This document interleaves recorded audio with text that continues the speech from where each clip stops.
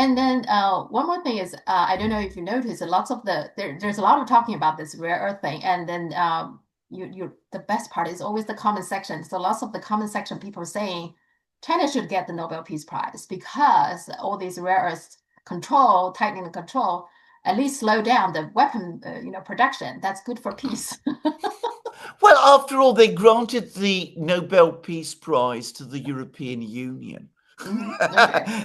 Not quite unclear to me why. Hmm. So why not? Why not? If you're going to do that, you can Uh-huh. grant it to a whole country. You can might as well grant it to Yeah. China. Yeah. I mean, it seems to me it's perfectly sensible. I mean, what war has China fought in Hmm. the recent decades? Yes. None.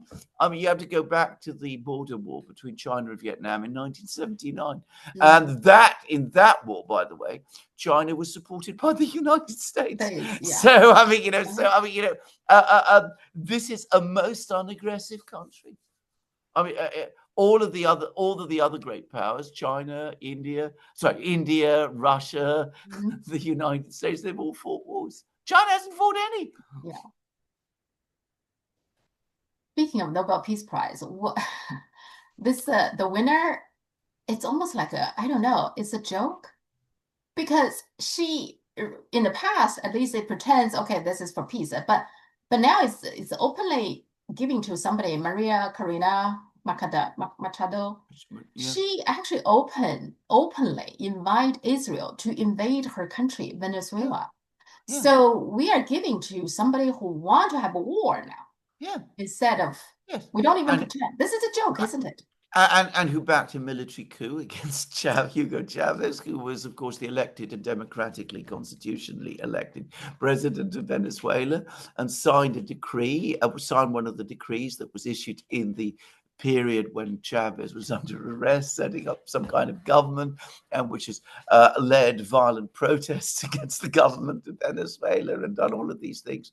Again, it is surreal, and again, it shows the extent to which the Nobel Prize is a completely corrupted institution, which Hmm. I mean, Yeah, it's been like that for for a long time. throughout my lifetime, to be Uh, honest. But I mean, with this particular award, all pretense has fallen away. Somebody pointed out that Barack Obama at one point in 2015 bombed a hospital in Afghanistan, and that hospital was run by Doctors Without Borders, which is Nobel Peace Prize winner.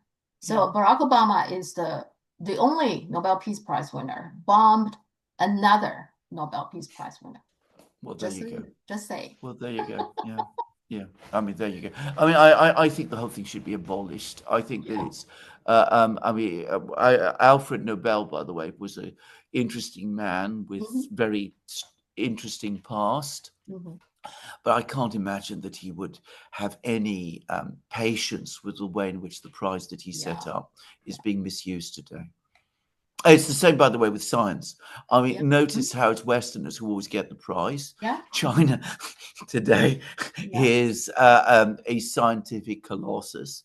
But, do we ever hear about Chinese scientists getting prizes? Absolutely.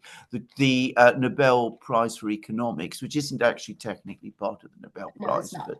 but No. it's related to it. China has been the most economically successful country on Mhm. planet Earth over the last 30, 40 years as a single Chinese economist being even considered for the Nobel Peace Yeah. Economics Prize or the Economics Prize. No. And speaking of Obama recently posted on X because he's, I guess, congratulate the so-called peace deal. Okay, we'll talk about that. He said after 2 years of unimaginable loss and suffering for Israeli families and the people of Gaza, we should all be encouraged, blah, blah. Now, that sentence got lots of people unhappy because he's using Israeli families and the people of Gaza. People of Yeah. Gaza also have Yeah. families, Yeah. I'm sorry. right?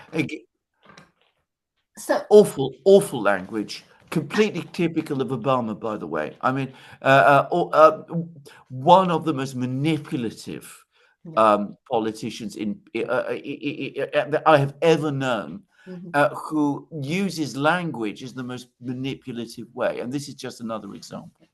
So Israeli people have families, Yeah. Gazan people don't But, apparently. yeah.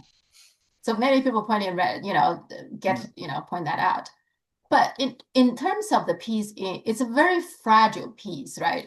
Because the killing is not stopping, no, and the Israelis still block the border, isn't no. it? It's not open the border. No, I mean, nothing has been resolved, nothing has been settled. If this thing works its way through, and I think this is a point that perhaps needs to be made and needs to be made here, it's a defeat for Israel, by the way. I Uh-huh. mean, Yeah. Uh-huh. Uh-huh. Hamas is still there. Yeah. I mean, Israel set out to destroy it. Uh, as a result of this conflict, more and more countries have recognized the Palestinian Mm-hmm. state, which is a Mm-hmm. major diplomatic achievement for the Palestinians. And if a peacekeeping force from the Muslim countries does enter Gaza, then we have troops from Arab countries re-entering for the first time since the 1967 war the Mm-hmm. territory of Palestine. Yeah. So if this thing really were to work out, contrary to what Trump says about it being a victory for Israel, it is a defeat for Israel. Uh-huh. I Yeah. mean, again, we see the way in which language is completely Mm-hmm. set up upside down. Um, but I don't think it's going to survive this plan for Mm-hmm. precisely that reason, Listen. because I don't Yeah. think Israel is reconciled to the outcome of this. I mean, it's achieved none of its objectives, except that it's now got the remaining 20 hostages who were alive back after I don't know how many of them have died. Mm-hmm. But almost certainly now it'll wait a few months and it will start the whole thing all, or even a few weeks, and it will start the whole thing all over again. Yeah, yeah. And also the fact that Israel must know that this is a defeat for them because Yeah, clearly they want to take over Gaza, but yeah, they can't, right? And yeah. they even want to take over the West Bank, but which they will have very tough time to sell that to the world that Yes. um but with that, does that Israel is not going to be just quietly sitting there. They might be even more compelled to go attack Iran. Is that That's possibility? that is my great fear. That one of the reasons behind this deal is Mm-hmm. precisely that they're clearing the decks in order to provide themselves with political and diplomatic space to attack Iran. Mm-hmm. And we've had lots of rumors over the last few weeks that American aircraft and Mm-hmm. refueling tankers and things like that are moving to the Middle East. And it does look a little bit as if some kind of attack on Iran is coming. So I'm not saying it's definite, and Mm-hmm. I'm not saying it's definitely going to happen, but it's absolutely what I'm afraid of.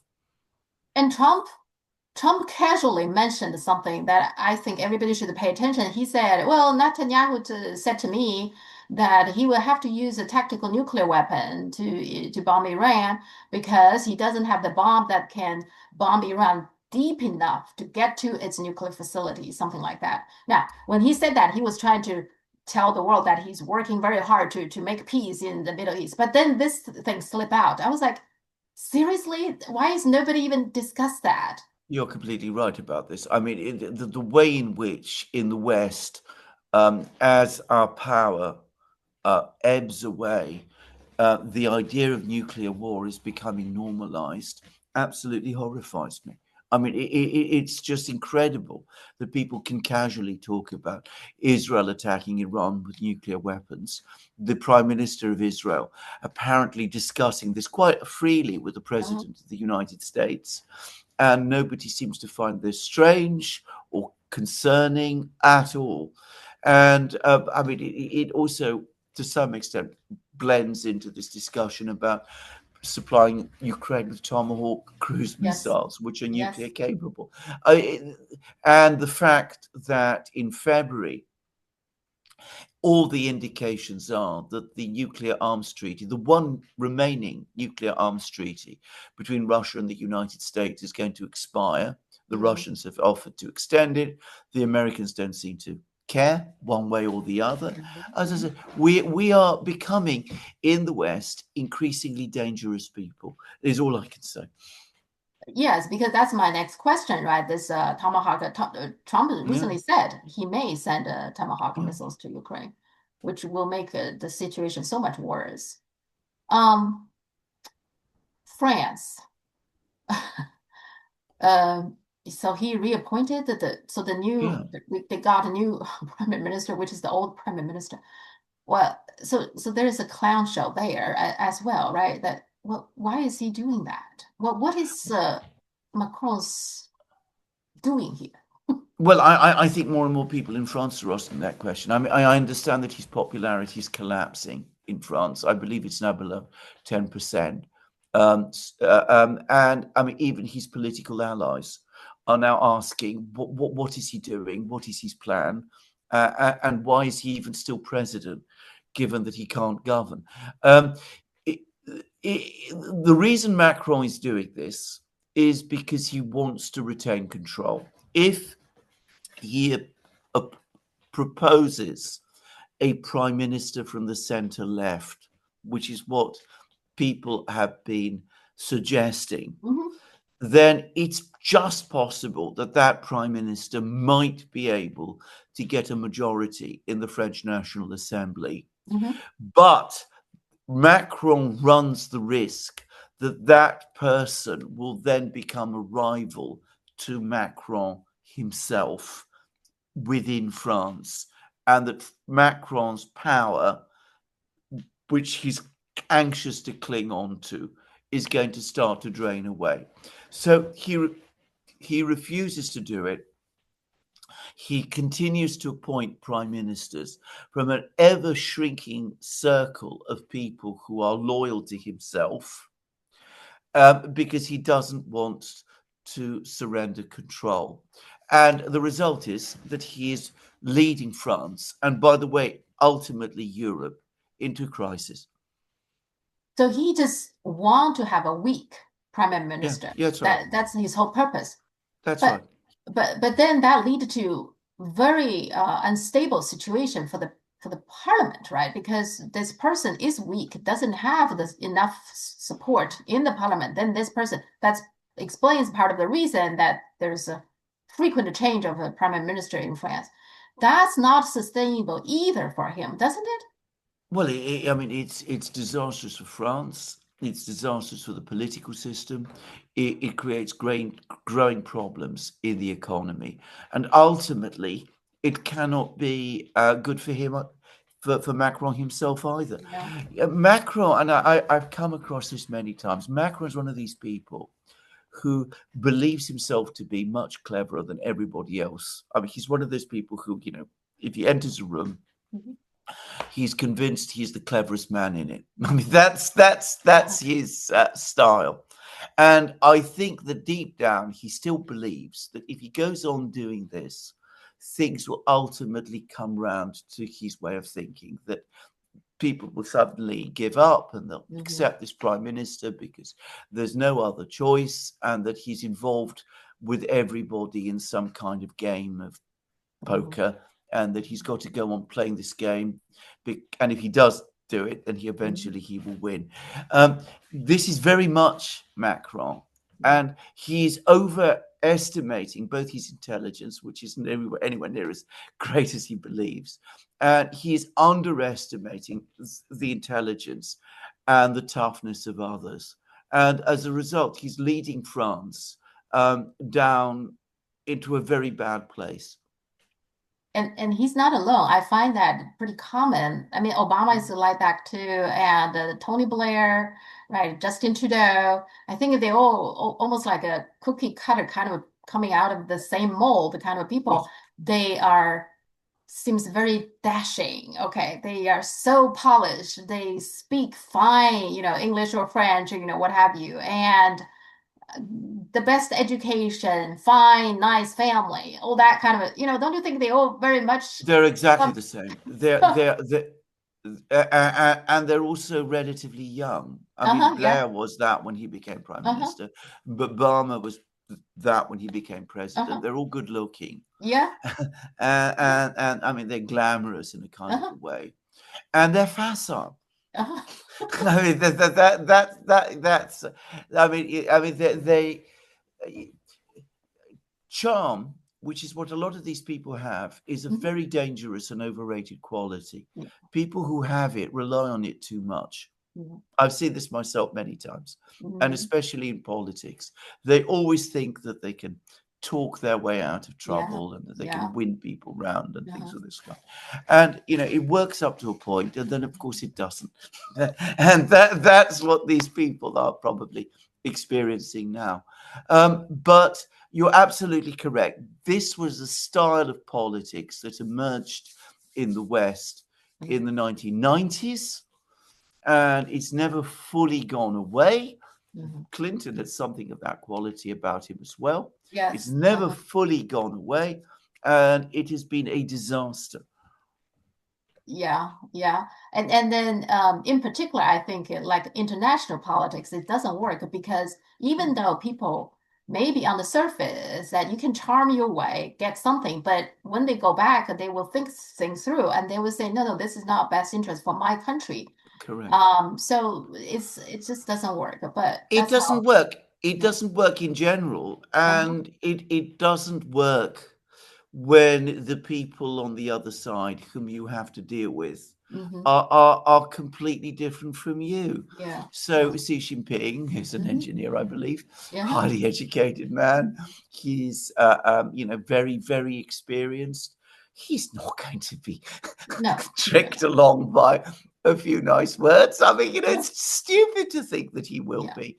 I mean, and you could say the same about Putin. You could say the Yeah. same about all kinds of other people.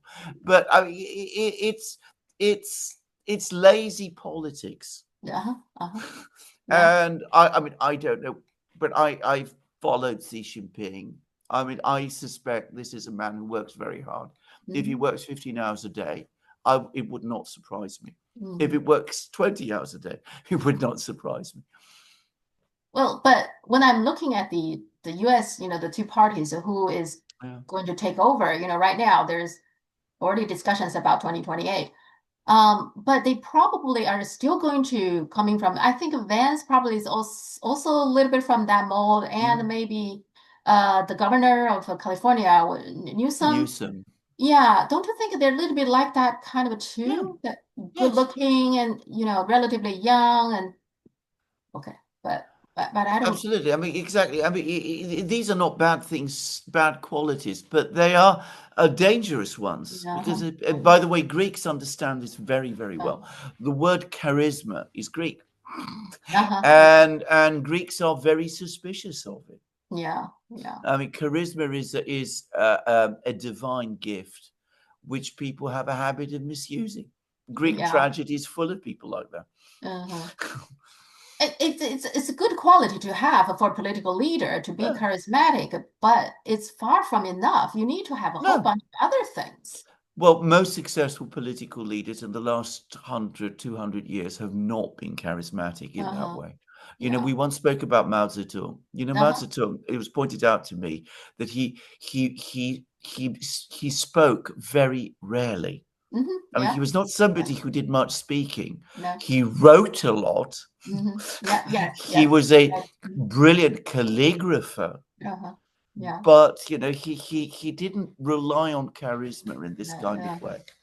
And FDR is not either. I mean, No. yeah, he's on Well, wheelchair, and that, he was in a wheelchair. yeah, exactly. So that's why people are saying in today's environment that he will never Yeah. become No, president. absolutely. No. Yeah, yeah. Okay. We will see then. Yeah. All right, I'll let you go. I mean, this topic we can keep on talking forever. So Absolutely. interesting. So thank you so Indeed. much. And we will see where we go with the trade war, because Yes. I suspect we're going to have a very wild ride over the Yeah. next 2 months at least. Okay, we'll speak next week. Looking forward to it. And I've Yeah. learned an awful lot, by the way, from this program, Great. for which I'm really grateful. Thanks. Okay. Thanks, Sophie. Thank you so Right. much. Right. Bye. Bye.